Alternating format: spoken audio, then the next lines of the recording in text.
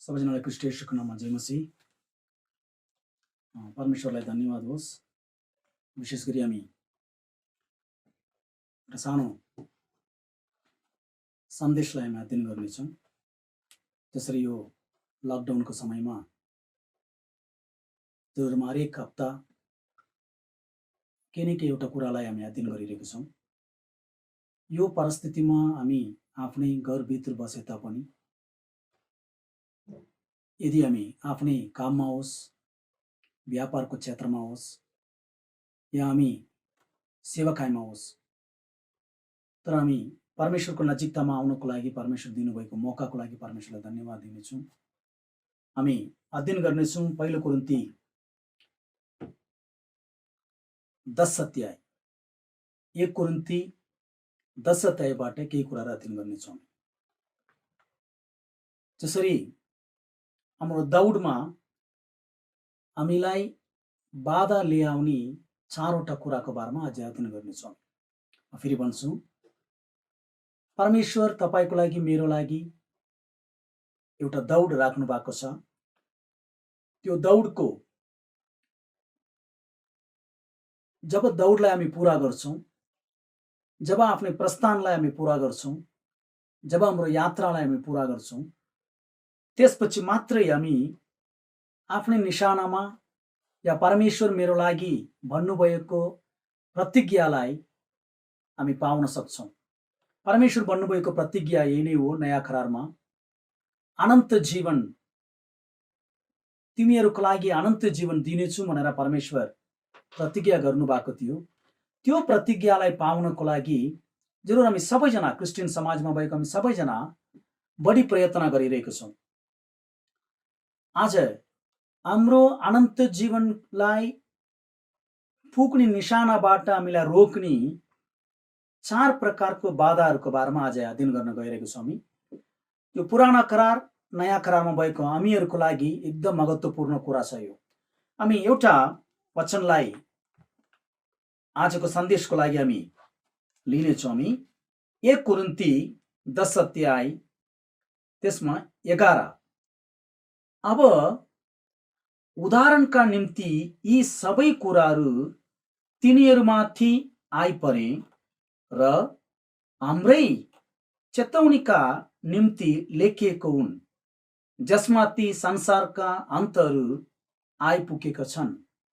प्रियजनहरू, पहिलो शताब्दीमा लेखिएको परमेश्वरको वचनहरू या परमेश्वरको दासहरू लेख्ने बेलामा त्यो समयमा नै अन्त या अन्त्यको समय भनेर शब्द प्रयोग गरेको छ। तर यहाँ 11 मा त्यही शब्द प्रयोग गरेको पुरानो करारमा भएको परमेश्वरले चुन्नु भएको, अलग गर्नु भएको परमेश्वरको जनहरूको जीवनमा जो घटनाहरू भएको थियो, त्यो हामीहरूको लागि एउटा चेतावनीको रूपमा हाम्रो अगाडि राखिएको छ।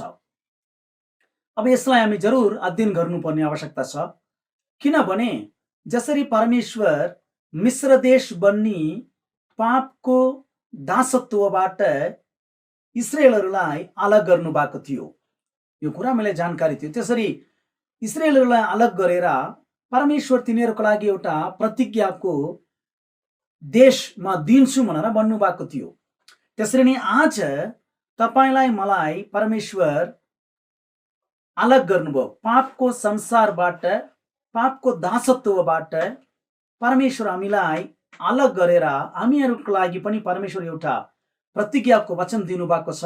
अनन्त जीवन बन्ने त्यो परमेश्वरसँग रहने एउटा स्वर्गीय देशलाई हामीलाई परमेश्वर प्रतिज्ञा गर्नुभएको छ। त्यो प्रतिज्ञा पुरा हुनको लागि जरुर परिश्रम छ, सजिलोसँग हामी पाउन सक्दैनौँ। तर त्यो प्रतिज्ञालाई पाउनको लागि परमेश्वर यो संसारमा राखेर अथवा मरुभूमि बन्ने यो संसारमा राखेर हामीलाई हाम्रो प्रस्थानलाई अथवा हाम्रो दौडलाई परमेश्वर पूरा गर्न चाहना गर्नुभयो। यसकारण इस्राएलहरू जब मिश्रबाट निस्केर आएर, हामी पढौँ एउटा कोरिन्थी, त्यही 1 कोरिन्थीको 10 अध्यायमा, अब भाइहरू 1 देखि म पढ्छु। अब भाइहरू, हाम्रो सबै पुर्खाहरू बादल मुनि थिए र सबै समुद्रको बीचबाट भएर पार गए भन्ने कुरामा तिमीहरू अनजान रहो भन्ने मेरो इच्छा छैन। 2 अनि सबैले बादलमा र समुद्रमा मोशाका बप्तिस्मा लिए अनि सबैले एउटै आत्मिक खानेकुरा खाए अनि सबैले एउटै आत्मिक पिउने कुरा पिए, किनकि तिनीहरूको पछि पछि लाग्ने आत्मिक चट्टानबाट तिनीहरूले पिए अनि त्यो चट्टान चाहिँ ख्रीष्ट हुनुहुन्थ्यो। प्रियजनहरू, जति कुराहरू यहाँ लेखिएको छ सबै पुराना करारमा लेखिएको सबै कुराहरू आज तपाईमा मामा भएको कुराहरू हो। जसरी तिनीहरू मिस्रबाट निस्केर प्रभु येशू ख्रीष्टको रगतबाट जसरी आज हामी छुटकारा पायौं, त्यसरी नै तिनीहरू पनि तुमाको रगतबाट छुटकारा पाएर तिनीहरू समुद्रको बीचबाट और बादलको मुनि बप्तिस्मा लिए शब्द प्रयोग गरेको छ। एउटै भोजन अथवा आत्मिक भोजन यिनीहरू खाए, साथै आत्मिक पानी पिए भनेर लेखेको छ।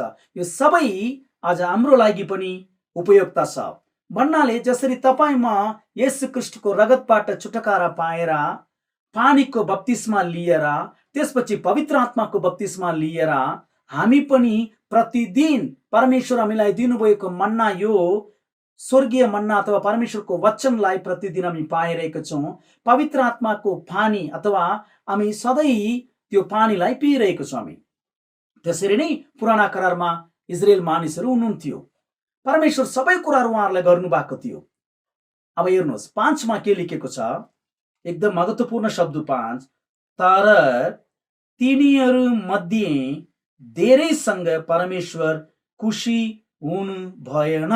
राम्रोसँग बुझ्नुहोस्, सबै आज पनि हुन सम्भावना छ। शायद म प्रभु येशू ख्रीष्टको रगतबाट छुटकारा पाएँ, शायद म येशू ख्रीष्टको नाउँमा म बप्तिस्मा लिएँ, जसरी स्वर्गबाट आउनुभएको पवित्र आत्माको नियन्त्रणमा मैले अगुवाई पाएर हिँडिरहेको छु, त्यसरी नै पवित्र आत्माबाट म अभिषेक अथवा पवित्र आत्माबाट बप्तिस्मा लिएँ। साथै प्रतिदिन परमेश्वरको वचन, परमेश्वरको त्यो वचनबाट म केही न केही मन्ना प्रतिदिन खाइरहेको छु। साथै पवित्र आत्माबाट आउने त्यो फ्लो अथवा त्यो परमेश्वरको अभिषेकलाई म महसुस गर्दै त्यो पानी पिइरहेको छु। तर पनि राम्रोसँग बुझ्नुहोस्, आज सुनिरहेको तपाईँ होस् भन्नेमा होस्, सम्भावना छ, तर पनि यहाँ लेखेको 5 वचन हेर्नुहोस्, तर तिनीहरू मध्ये धेरैसँग परमेश्वर खुसी हुनु भएन। धेरैजनासँग, यसका मतलब अधिकतम, न्यूनतम होइन, लगभग 600,000 अथवा 6 लाख पुरुष मात्रै।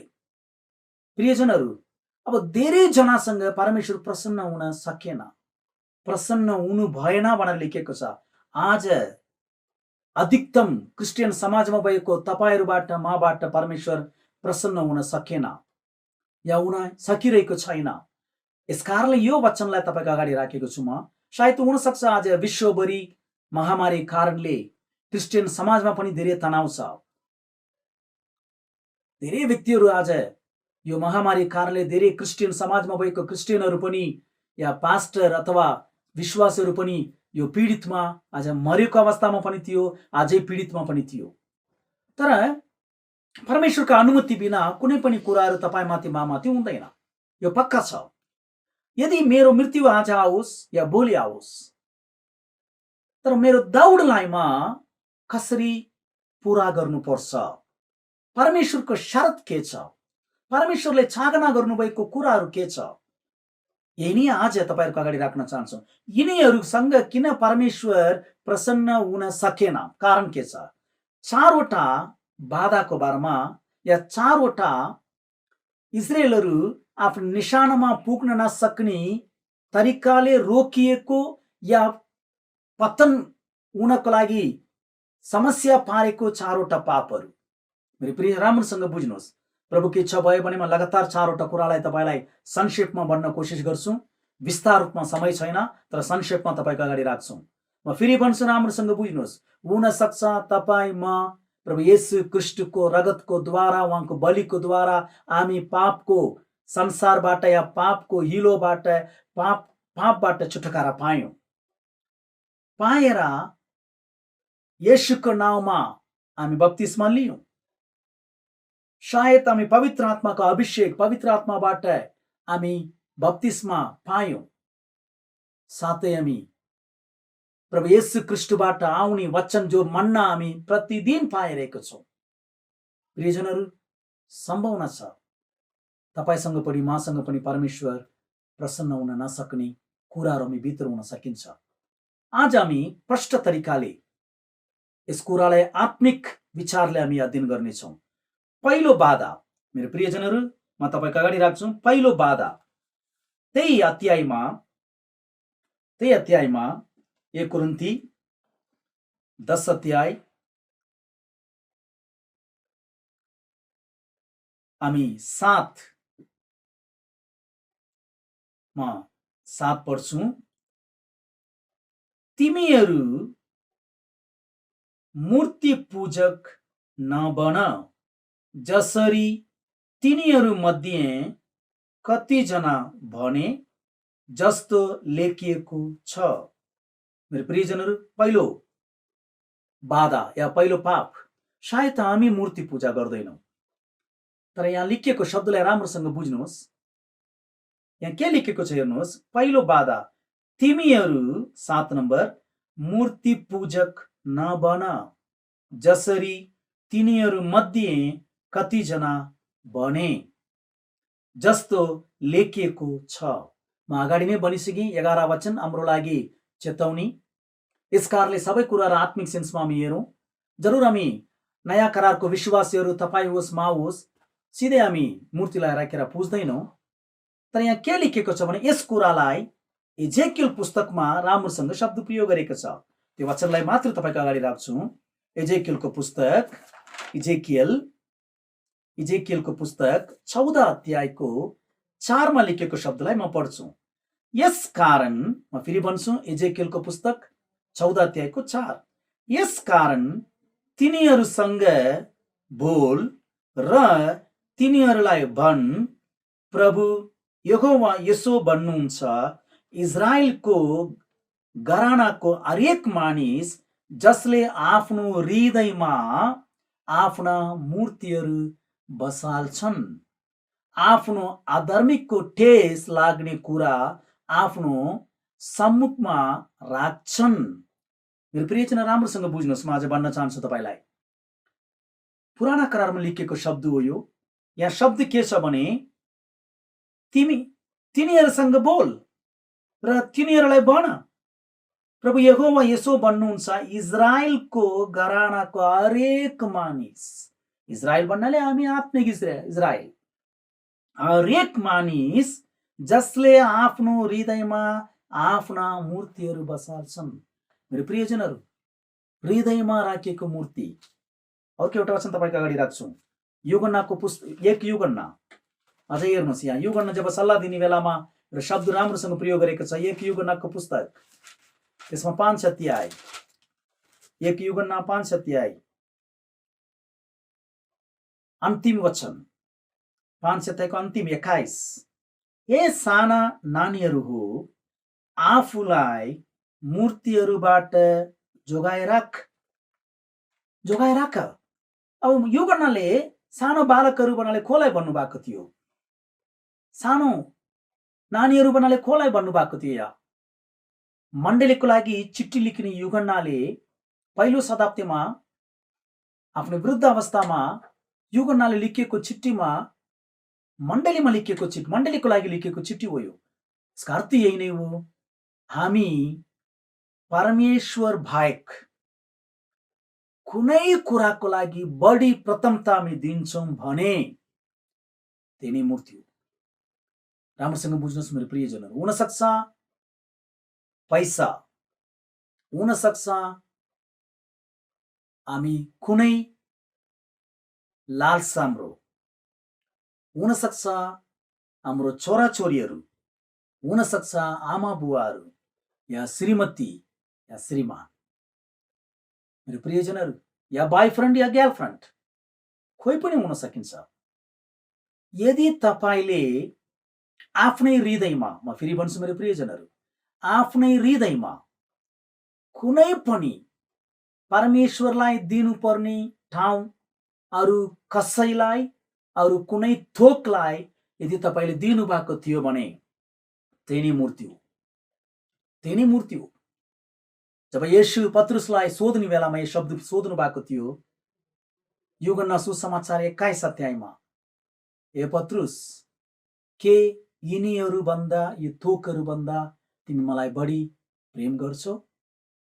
प्रियजनहरू, किन सोध्नुभयो येशूले? राम्रोसँग बुझ्नुहोस्।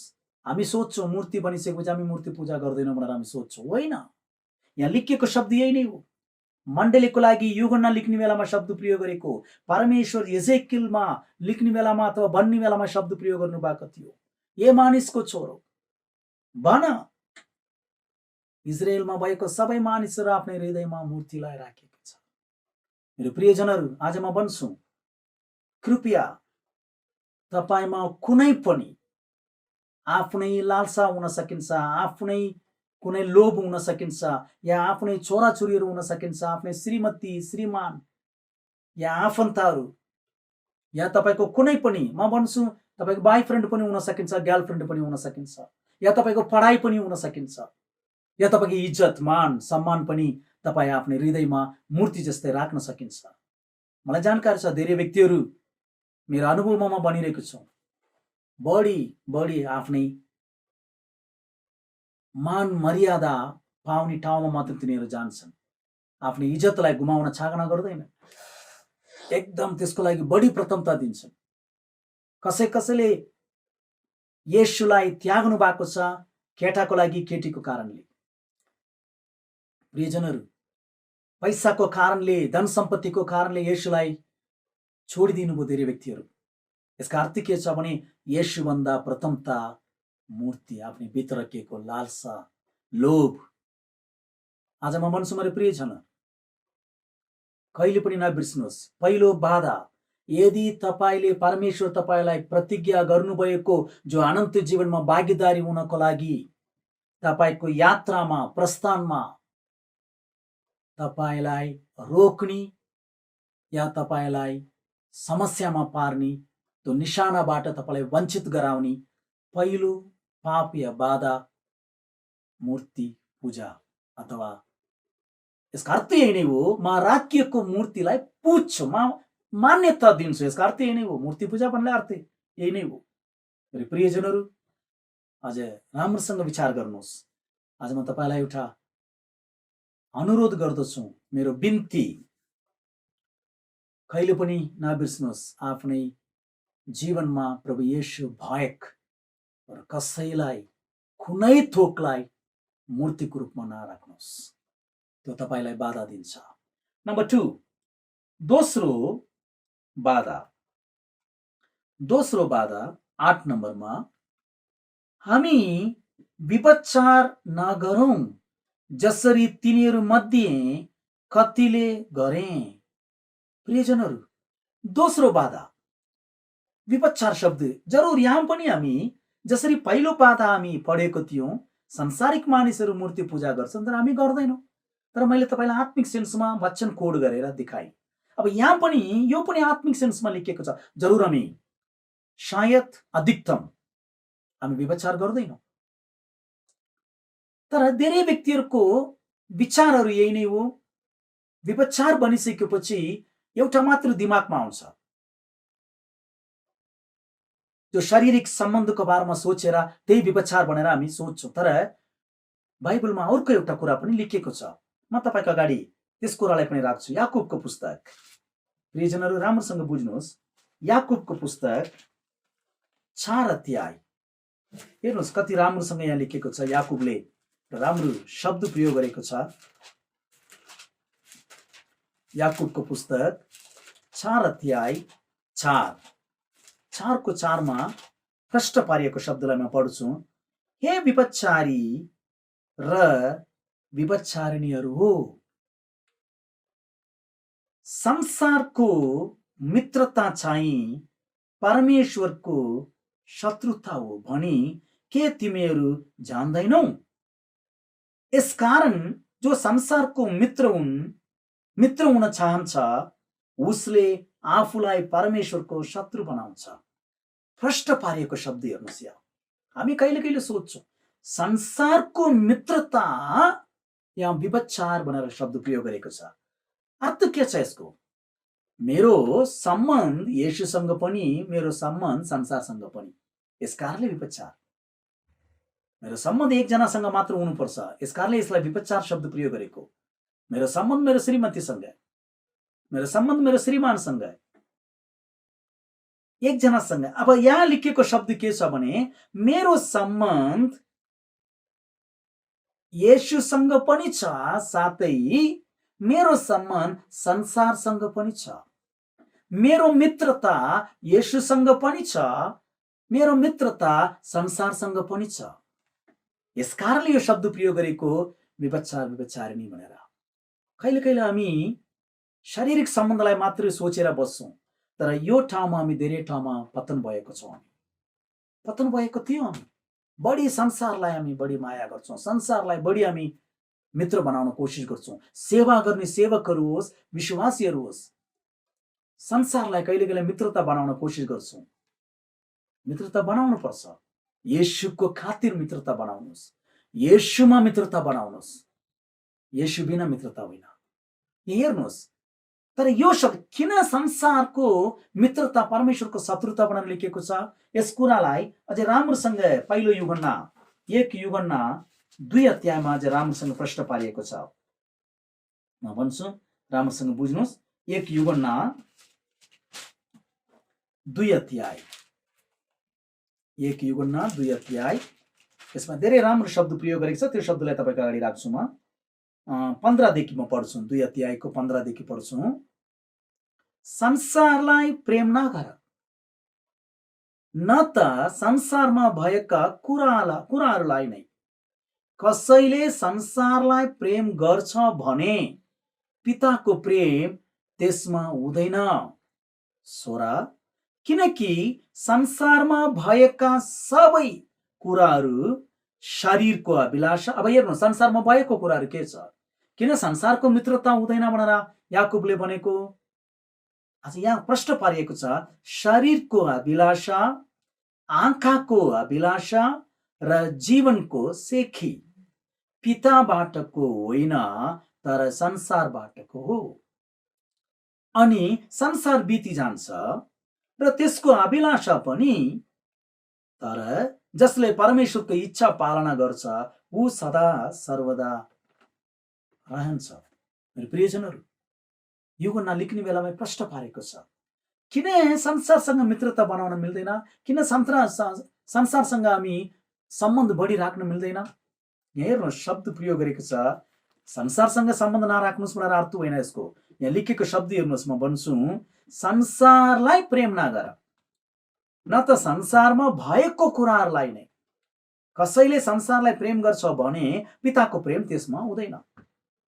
किनकि कारण लेखेको छ, किनकि संसारमा भएका सबै कुराहरू शरीरको अभिलाषा, आँखाको अभिलाषा र जीवनको सेकी, यो संसारबाट आएको छ, पिताबाट आएको होइन। प्रियजनहरू, म फेरि भन्छु, दोस्रो बाधा हाम्रो जीवनमा हाम्रो यात्रालाई पूरा गर्नको लागि रोक्ने बाधाहरू हो। हाम्रो दौडलाई तेज कम गर्नको लागि रोक्ने बाधाहरू हो। एउटा, हामी येशूलाई दिनुपर्ने ठाउँलाई अरू कसैलाई, अरू कुनै थोकलाई हामी दिन्छौँ भने त्यही नै हाम्रो हृदयमा राखेको मूर्तिहरू, त्यो एउटा बाधा। इस्राएलहरू त्यही तरिकाले तिनीहरू परमेश्वरबाट टाढा गए, या परमेश्वरले भन्नुभएको प्रतिज्ञामा प्रवेश गर्न सकेन, परमेश्वर प्रसन्न हुन सकेन। दोस्रो, विभचार। जरुर हामी यो ठाउँमा कहिले कहिले हामी पतन भएको थियो। प्रियजन, राम्रोसँग बुझ्नुहोस्, संसारको मित्रता परमेश्वरको शत्रुता हो। तीसरो बाधा, म फेरि 1 कुरिन्ती 10 अध्यायको हामी तेस्रो बाधामा जानेछौँ। 9, हामी कृष्टलाई परीक्षा नगरौँ, जसरी तिनीहरू मध्ये पनि कतिले परीक्षा गरे र सापहरूद्वारा नष्ट भए। परमेश्वरलाई परीक्षा नगरौँ, यसको अर्थ के छ भनेर भन्न चाहन्छु म। राम्रोसँग बुझ्नुहोस्, परमेश्वरलाई परीक्षा गर्ने। तपाईले कहिले कहिले परमेश्वरलाई भन्ने, प्रभु यो गर्नुहोस्, किन गर्नु भएको छैन? तपाईले भन्नुभएको थियो, तपाईले गर्छु भनेर भन्नुभयो, किन ढिलो गर्नुभयो? धैर्यता राख्न नसक्ने अवस्था। हामी परमेश्वरले भन्नुभएको या परमेश्वरले दिनुभएको या तपाईलाई हराउनु भएको कुनै पनि कुरा होस्, परमेश्वर दिन्छु भनेर भन्नुहुन्छ भने अनिवार्य दिनुहुन्छ। परमेश्वर तपाईलाई आज्ञा गर्नुभयो भने, परमेश्वर तपाईलाई प्रामिस गर्नुभयो भने, प्रतिज्ञा गर्नुभयो भने गर्नुहुन्छ। तर कहिले हामी हत्तिन्छौँ, हतार गर्छौँ। अब्राहमको जीवनमा भएको घटना थाहा छ तपाईलाई। परमेश्वर भन्नुभयो, म तिमीलाई सन्तान दिन्छु, तर समय बढ्दै बढ्दै जाने बेलामा अब्राहमको श्रीमती साराले हत्तिनु भएको थियो। अहिलेसम्म केही पनि पाएन। अब हाम्रो लागि एउटा सर्टकट, अत्तेरा एउटा सर्टकट प्रयोग गर्नुभएको थियो साराले। त्यो सर्टकट 16 अध्यायमा लेखेको छ उत्पत्तिको पुस्तकमा। यस कारणले इस्माइल भन्ने एउटा बच्चा जन्मियो। त्यही इस्माइल अब्राहमको लागि एउटा गोच्ने खाडा। मेरो प्रियजनहरू, राम्रोसँग बुझ्नुहोस्, धैर्य धारण हामीमा हुँदैन। बाइबलमा धेरै कुराहरू लेखिएको छ। परमेश्वर दिन्छु भनेर धेरै कुराहरू भन्नुभएको थियो। येशूलाई ग्रहण गरिएको कारणले हामीमा अनिवार्य खाँचो छ धैर्यता। धेरै व्यक्तिहरूको भित्र आज धैर्यता छैन। एकदम ठुलो बाधा छ हाम्रो जीवनमा। तपाईँ दौड्नको लागि दौडिरहेको बेलामा, प्रस्थान अथवा यात्रा गरिरहेको बेलामा, तपाईँको प्रस्थानमा यो ठुलो एउटा बाधा आज धैर्यता छैन। हतार, सेवकाईमा हतार। कहिले कहिले आफ्नो परिवारमा कुनै कुनै समस्या आउने बेलामा हतार गर्छौँ। आज केटाकेटीहरू हतार गर्छन् आफ्नै भविष्यको कुरालाई खोज्नको लागि। समयभन्दा अगाडि नै, परमेश्वरको इच्छाभन्दा अगाडि नै केटाकेटीलाई खोजेर जाने, केटालाई खोजेर जाने, हतार गरेर। प्रियजनहरू, राम्रोसँग बुझ्नुहोस्, धैर्य धारण गर्नुपर्छ। मेरो परमेश्वर धैर्य धारण गर्नुभएको थियो। यस कुरालाई पत्रुसमा तपाईँ हेर्न सक्नुहुन्छ। जब परमेश्वर धैर्य धारण गर्नुभयो, कति वर्ष थाहा छ? जब परमेश्वरको विरोधमा काम गर्ने व्यक्तिहरूलाई नाश गर्नको लागि परमेश्वर तुरन्तै हतार गर्नुभएको थिएन। परमेश्वर 969 वर्ष धैर्य धारण गर्नुभयो। मतुसला जन्मिने बेलामा परमेश्वर सुरु गर्नुभयो, यिनीहरूलाई म नाश गर्छु भनेर। तर परमेश्वर प्रतिज्ञा गर्नुभएको थियो, मतुसलाको वर्षभरि, उहाँको आयु पुरै 969 वर्षमा धैर्य धारण गर्नुभयो, लेखिएको छ। प्रियजनहरू, धैर्य धारण गर्नुहोस्। तपाईको जीवनमा यदि परमेश्वर गर्छु भनेर भन्नुभएको कुरालाई गर्नुभएको छैन भने तपाईँ तुरन्त नआत्तिनुहोस्। तपाईले परमेश्वर प्रतिज्ञा गर्नुभएको छ। म दिन्छु भनेर भन्नुभयो, म गर्छु भनेर भन्नुभयो। कुनै पनि कुरा होस्, विवाहको कुरा होस्, सेवकाई होस्, या बच्चा होस्, या कुनै आशिषको कुरा होस्, या घर होस्, गाडी होस्, या जमिन होस्, कुनै पनि थोक होस्, कुनै पनि चिज होस्, तर धैर्य धारण गर्नुहोस्। बाइबलमा एउटा उदाहरण छ धैर्य धारणको लागि। थोडो म तपाईको अगाडि त्यो उदाहरणलाई देखाउँछु तपाईलाई। याकुबको पुस्तक 5 अध्याय हेर्नु। जब याकुबले भन्ने बेलामा, धैर्य धारणको बारेमा भन्ने बेलामा कसको नाम लिएको छ हेर्नुहोस्। यहाँ 5:11 हेर, धीरज धर्नेहरूलाई हामी धन्यका सम्झिन्छौँ, अथवा हेर, धैर्य धारण गर्नेहरूलाई हामी धन्यका सम्झिन्छौँ। तिमीहरूले आयुबको धैर्यताको विषयमा सुनेका छौँ अनि प्रभुबाटको परिणाम देखेका छौँ, किनकि प्रभु अति नै दयालु हुनुहुन्छ। मेरो प्रियजनहरू, कहिले पनि नबिर्सनुहोस्, परमेश्वरको धैर्य धारण अनिवार्य काँचो छ हामीलाई। परमेश्वर तपाईँमाथि ममाथि धैर्य धारण गर्नुभयो। कहिले कहिले म गरेको गल्ती, मैले गरेको परमेश्वरको विरोधमा गरेको गल्तीलाई परमेश्वर यदि हेरेर तुरन्तै दण्ड दिनुपर्छ भने म त बच्न सक्दैन। परमेश्वर मेरो जीवनमा सुधार हुनेछ भनेर परमेश्वर मलाई फर्केर बस्नुभयो, धैर्य धारण गर्नुभयो। रोमीको पुस्तकमा एउटा वचन छ, म तपाईँको अगाडि राख्छु, हेर्नुहोस्। यहाँ परमेश्वरको धैर्य धारणलाई एउटा वचनमा तपाईँ यहाँ अध्ययन गर्न सकिन्छ। रोमीको पुस्तक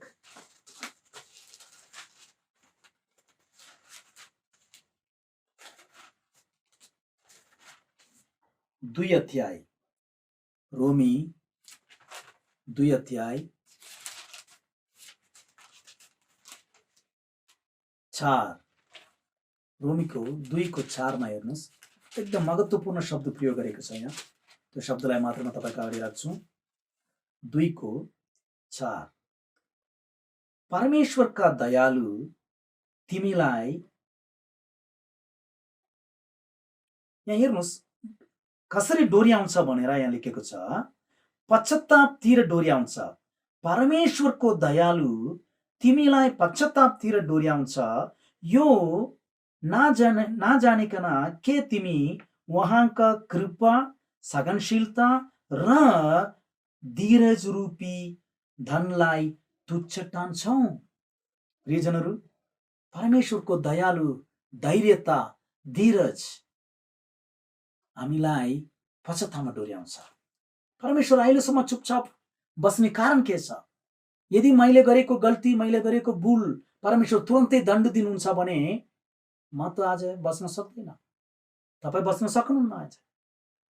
प्रियजन, राम्रोसँग बुझ्नुहोस्, रोमी 2:4 कहिले पनि नबिर्स्नुहोस्। उहाँले मामाथि धैर्य धारण गर्नुभयो, दया देखाउनुभयो, सहनशीलता राख्नुभयो। यसकारण म बचिरहेको छु, यसकारण म आज सुधार्नको लागि मौका पाएँ, यसकारण म पश्चातापतिर जानको लागि परमेश्वर मलाई मौका दिनुभएको छ।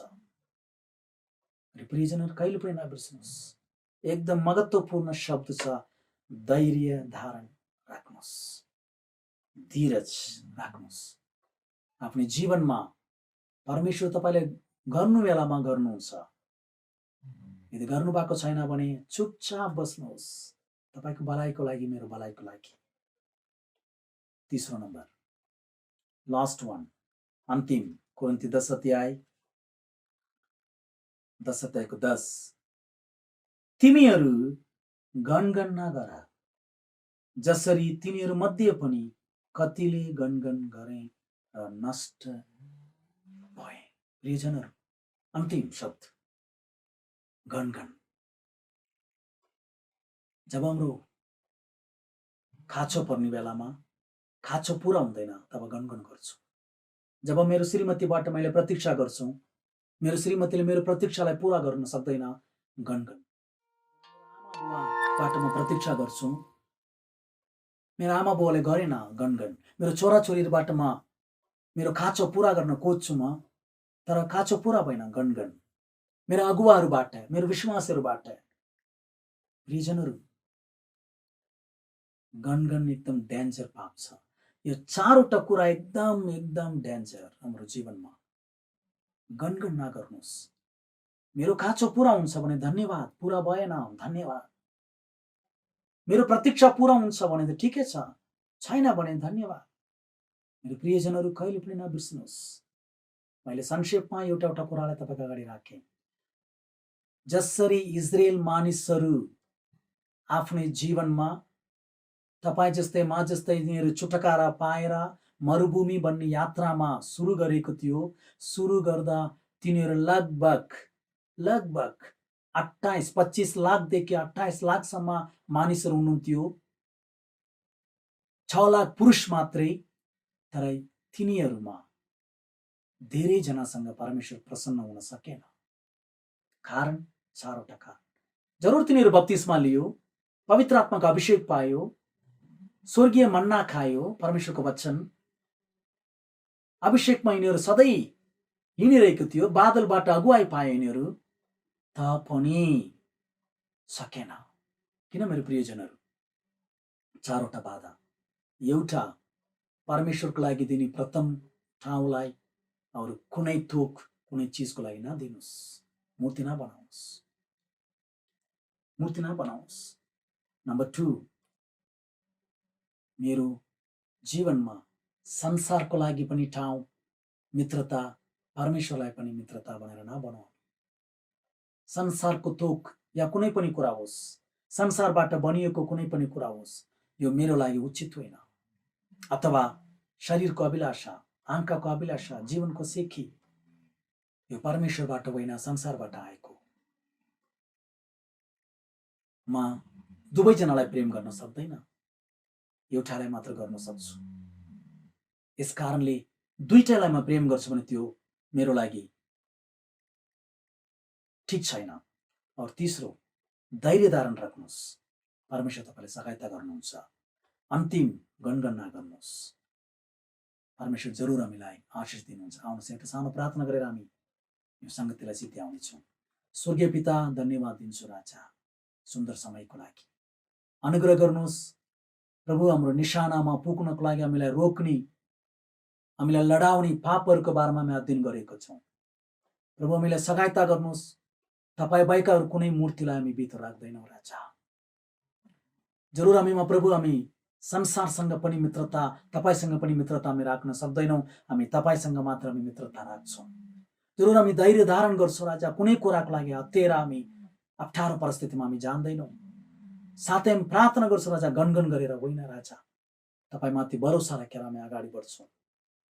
महिमा आदर प्रशंसा तपाईलाई दिँदै माग्दछौँ प्रभु येशू ख्रीष्टको नाममा। आमेन, आमेन। सबैजनालाई जय मसीह।